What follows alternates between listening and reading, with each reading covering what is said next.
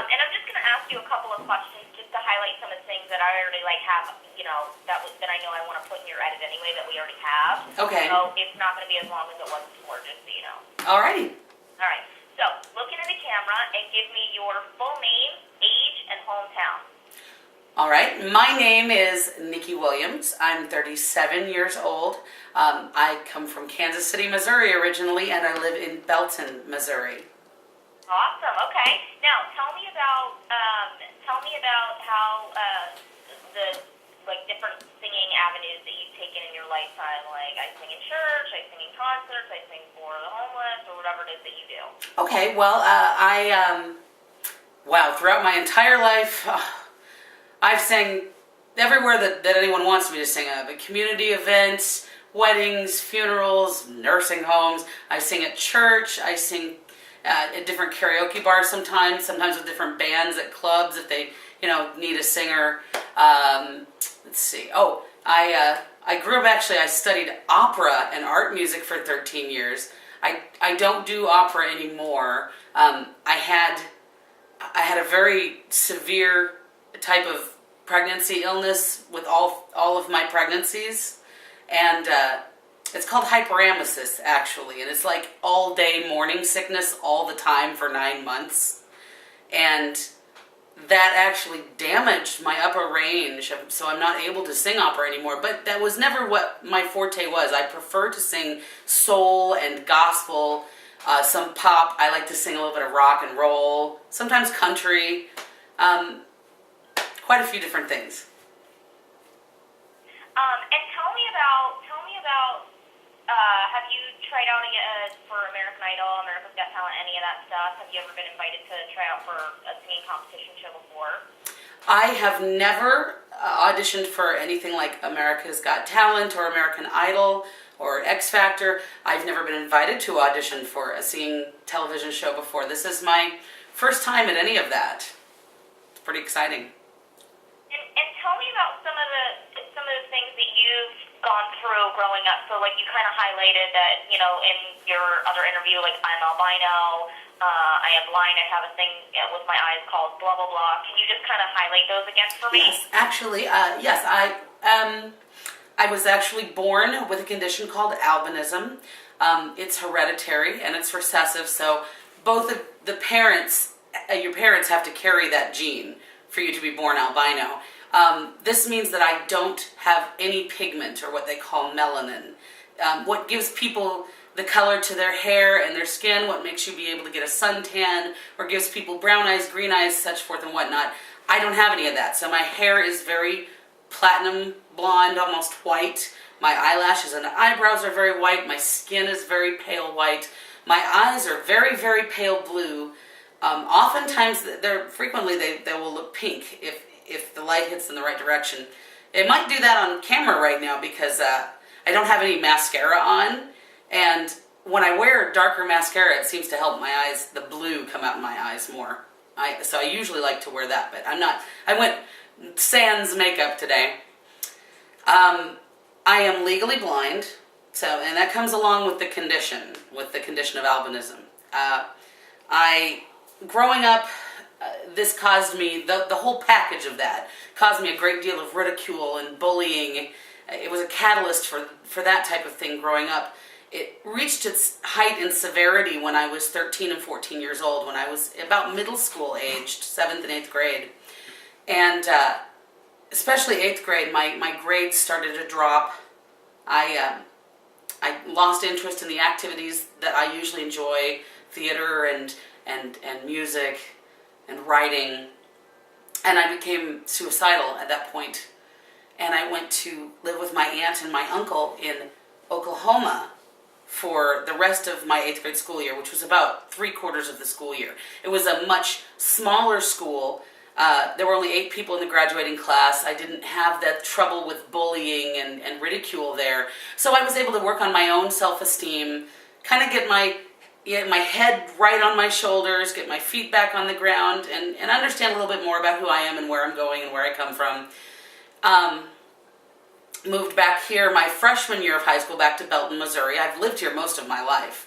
And I was really able to come into my own a lot more in high school. I did a lot with forensics and debate, which is competitive speaking. I did a great deal in theater, especially musical theater. Love musical theater.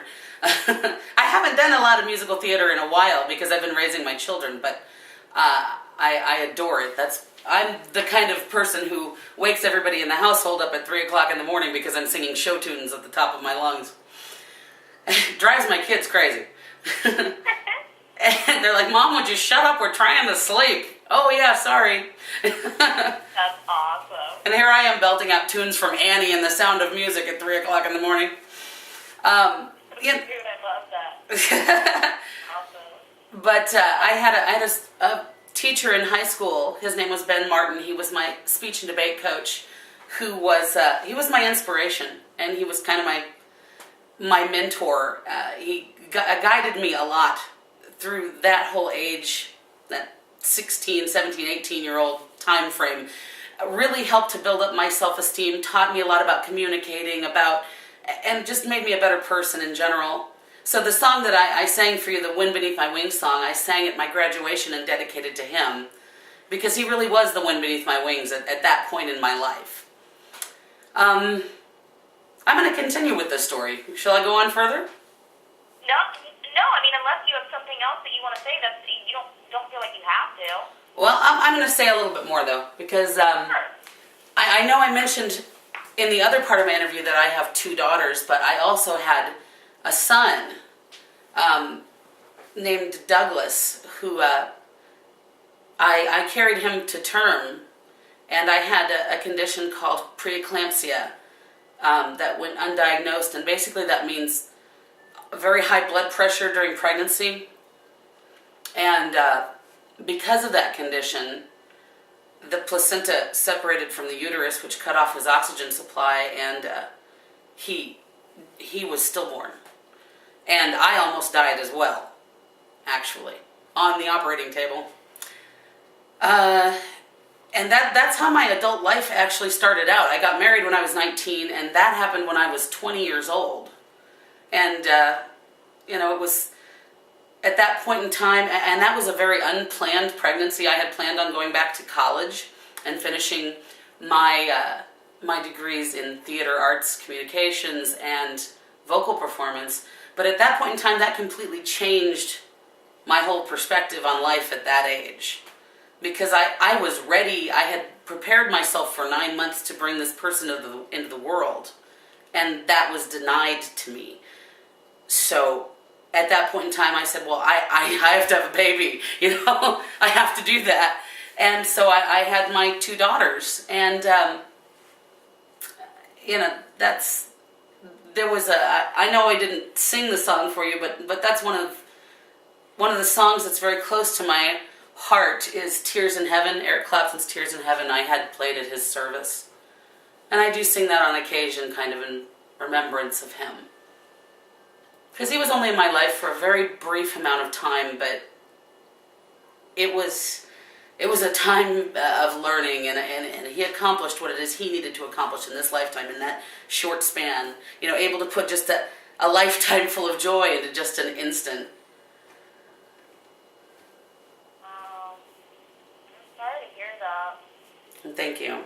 Well, he'd be turning 17 years old this year, which makes me feel old. But so it's been quite a while, but there are still days when it's like that happened yesterday. And I don't think that ever goes. They say time heals all wounds, and I don't think that's necessarily true. I think time allows you to learn to incorporate that pain in your life in a way where you can deal with it and still enjoy life and live, but it's still part of who you are. Wow. Thank you for sharing that with me. It's hard. I'm sure it's hard to do, It's something that I don't talk about as much as I used to. It used to be I wanted to share his story with everybody that I came in contact with because it was such a big part of who I am. And now I don't feel often I don't feel as much of a need to share that. It's more like it's kind of a privilege, you know. It's like, okay, I'll share this part of my life with you, you know. But I used to be, I would tell anybody that would listen, but oftentimes it makes people uncomfortable, which in turn makes me uncomfortable, you know. But it is definitely a huge part of the person that I've become today.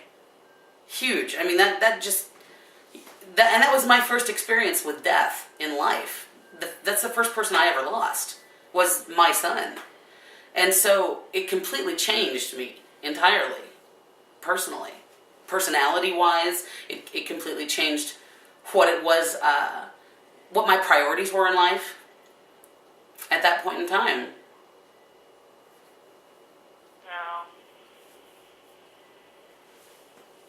So is music something that kind of helps you get through that? Oh, yes. Times, those thoughts and feelings? Oh, yes. Music has gotten me through everything, because when I felt like I could never trust anyone, or I felt like, you know, I didn't have a friend in the world, I always had music. I was always able to put my feelings and my emotions and my soul into my singing. It's been a lifeline for me. You know, there are so many people who can sing, and there are so many people who are singers, but there aren't, I think, that many of us who have that at the core of our being. And it is at mine. You know, I'm one of those people that everything reminds you of a song, so you just start singing it, you know. Like in public, somebody says a phrase and I hear it, and then I start singing something from West Side Story, you know, because it just reminded me of that. But that's how I've been my whole life. So if it wasn't for my music, I don't think that I would have been able to overcome that obstacle as well as I have. And I think I've adapted to that, you know, and to that aspect of my life fairly well. But yeah, I mean, I delved into my music a lot deeper, especially the gospel music, during that period of time. And my whole family, we're all gospel singers. It goes back generations and generations and generations of singing and musicians, and gospel music has been at the root of all of that. My mother and my sister and I, we had a gospel trio. We used to sing at several area churches, and some that weren't quite in the area, but regional, more this region, Arkansas, Oklahoma, Kansas, Missouri, Iowa, that area. We haven't sang together frequently in a long time. We do occasionally still, but it's not something we do as often. But that's the type of music that pulled me through it. I think it helped to strengthen my faith at a time when it was very tenuous. You know, and I could have easily been disillusioned with my faith at that point in time. I could have very easily been the why me kind of person, but that's not who I am, and I think my music is why I'm not the why me kind of person. I'm like, this is my reality. I have to accept that. I have to live that. I have to walk this path. This is my lot in life. I didn't ask for it, but it's what's given me. It's kind of like poker. Life is kind of like poker. You know, you don't get to choose the cards you draw. You know, those are just dealt to you, but you get to choose how you play those. Wow. I have a question for you. Were you the only one born in your family with albinism? Am I saying it correctly? Well, you're close. It's albinism, but you're close. Albinism. Not a tomato. Tomato. It's all the same thing. Actually, yes, I am. I'm the only albino in my family. I believe there was an albino several generations back on my father's side of the family, like a cousin. I think my grandmother even has a picture of her. But I never knew her, and I'm the only one now. So now my children carry that gene for albinism, because that's all I have for them to inherit. You know, but there's not really any way at this point in time to know if someone else is a carrier of that gene or not. So, you know, if they ever have children, it's gonna, if the person that the father of their children doesn't carry that gene, there's no chance they'll have an albino. But if he does, there's about a 1 in 4 chance. But it's a rare condition. Approximately 1 in every 20,000 people in the world is an albino. And what kinds of things did you have to go through in school with people not understanding or you know? Well, hell, I went through hell. Let's just put... Sorry, excuse my language. but it's true. That was, for me, that was actually the more difficult time in my life, because as a child, you're so impressionable. And in those 2 critical years, 13 and 14 years old, there wasn't a day that went by when I was walking through the hallways of my school, I would be, well, every day, I would either be tripped or kicked or hit or spit on, or there was one time that someone hit me in the shins with a saxophone case. They would put signs on my back that said, "Beat me, I'm blind." I mean, that's cruel. That's sick, you know? And at that point in time, there was less focus, and I don't think teachers knew how to deal with bullying issues. You know, there's been a lot in the news about, you know, well, Columbine, for example, the shooting at Columbine back in the 90s that started this whole crazy snowball effect. And I think people are starting to realize now bullying is a very serious issue, and what it does to an adolescent's state of mind and to their, you know, in an already precarious time in their life, it's something that needs to be dealt with. So now my youngest daughter is autistic, and she has to deal with some bullying. And I will tell you right now that when I went to school, and she's in 8th grade, when I was in 8th grade, the way that they would, quote, deal with the situation was by basically having me go to the counselor's office and talk about it. There was no repercussions for the students who were doing the bullying. There was nothing that happened to them. In fact, my mother went and spoke to the principal of the school, and he said, "Well, I can't watch all these kids all the time."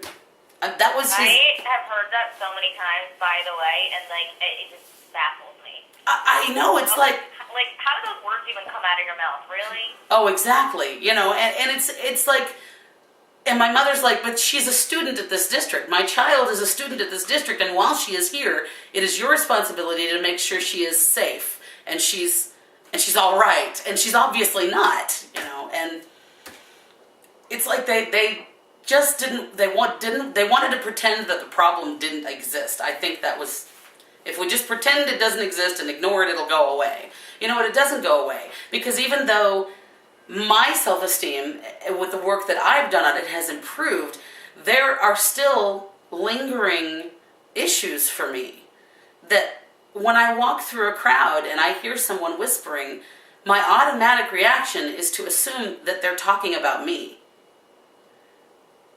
And it makes me uncomfortable. You know, I'm concerned that they're talking about, "Oh, look at that girl. What's wrong with her? Why is her hair so white?" And I've put on a lot of weight since I started having children because my metabolism just went down the toilet. So that's an added issue when you're already different enough as it is, you know. Right.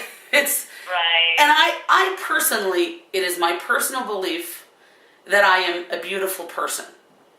But that's not to say that everyone's going to believe that. Then you deal with the whole issue is, does it really matter what other people think? Well, in a sense, it does matter what other people think.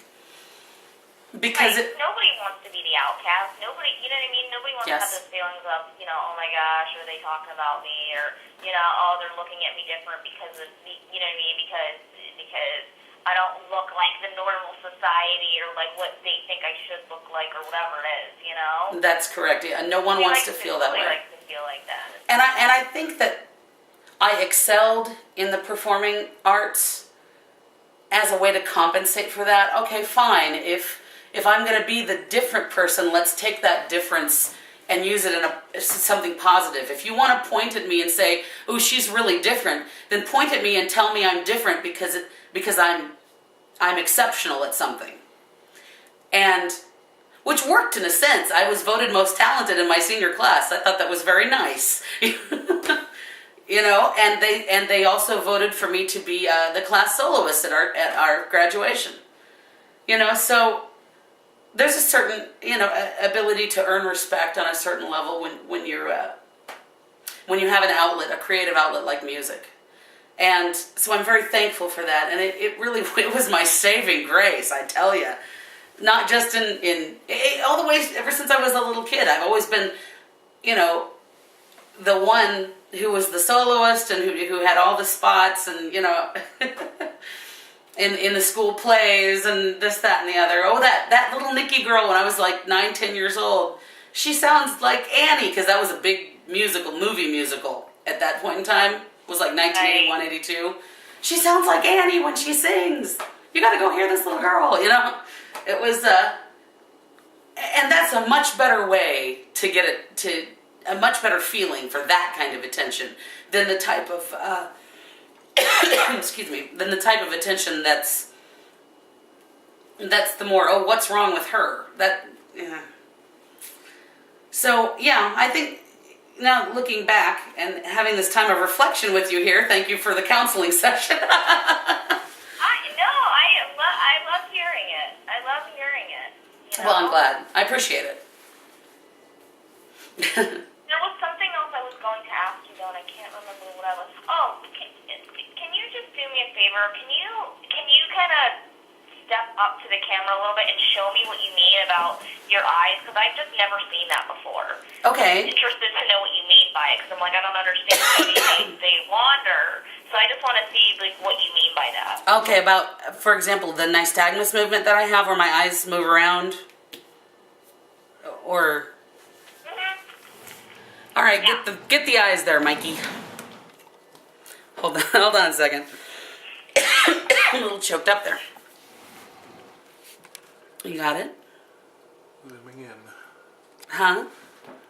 Yeah, that's a good example right there. It is? Yeah. All right, so there you have the example. And do you feel like if you were to go and try out for some of these other singing competition shows like American Idol, even because your voice rocks, man, it really Thank does. you. It's really good. Do you think that if you were to walk into Simon Cowell's audition room or America's Got Talent, they'd be like, oh yeah, you have a good voice, but because maybe the fact that you are different, or they perceive you as different? I honestly think, hold on a moment. Mike, can you give me some water, please? I got choked a little bit. No, that's all good. Give me a second. Yay for bottled water. Oh. Okay. Honestly, I think if I were to audition for something like America's Got Talent or American Idol, I think they would be very receptive to my voice. But I think that I would get the comment of, you don't have the right look for the camera. I obviously can't see the camera, so it's really hard for me to interact with the camera. It's, and I think that my difference would come across as off-putting. It does sometimes. Let me give you an example. When I was in high school, doing a lot of speech and debate events, judges occasionally frequently, they would comment, your performance is really wonderful, but your eye movement is so distracting. If maybe you could wear dark glasses or something like that. So my mother spent hundreds of dollars to have these beautiful, what we called performance glasses. They were lightly tinted, a little bit darker towards the top. They were very elegant, very professional looking, and so I began to wear the glasses to perform. Then the judges would say, we really want to see your eyes. So it's like, oh my God. It's like you can't make up your mind. I know. Well, wait for this. Oh, this will get you. Let me tell you. It was my freshman year of high school, and I was at the all-conference tournament in prose interpretation in the finals. And when I am in a place where I don't know where I'm at, I use a cane. I'm not totally blind. Around home, I have everything memorized, close to home, all the places that are close to home, so I don't use one around here. But for example, if I am to come to California, I will have a cane. So I'm tapping around with my cane because I don't want to fall down the stairs,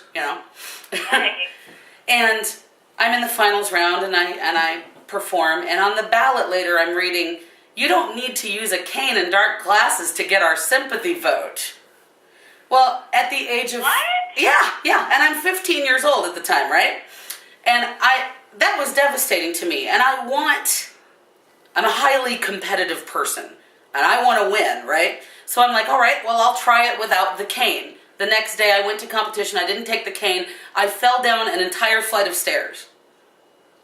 And my speech and debate coach, bless his heart, he said, Nikki, you will take this cane. I don't care what that judge said. Your health and safety is more important than someone's opinion, a poorly stated opinion. I said, okay.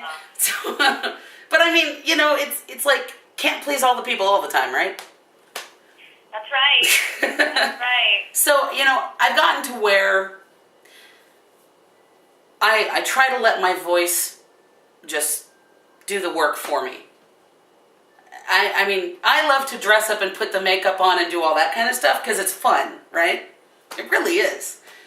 But when it comes down to it, it's my talent that should be showcased. It shouldn't be someone making comments about, you know, the movement of my eyes or the color of my hair. That and I think, and to relate to this opportunity, I'm hoping that this is what this opportunity can give to me. The chance that I deserve without the prejudice based on my disability and my appearance. Right. I love it. Thank you. Question, do you have anything else that you want to tell me that I didn't already ask you? Let me think. Wow. Because I can talk about myself forever. I like it. I mean, I think that we hit all the major points that we need to hit. Good. We talked about you as a person and you as, you know, wanting to be a performer. So, I mean, I think we hit everything, but that's why I asked you if there's anything else that you're like, oh, I really want her to know this about me, or, oh, you know, she didn't ask me this, then, you know what I mean? Then I'm down to hear it. Yeah. Do you think there's anything else I need to say, Mike? No. Really? Well, you wouldn't say much anyway. My husband, as much as I talk, he doesn't. That's awesome. It's usually like that, though, in the relationship. Very funny. I see it a lot. Yeah, we're total opposites. That's why it works so well. But so if we're done, you can stop the camera. okay, go ahead and stop the Okay, camera. it's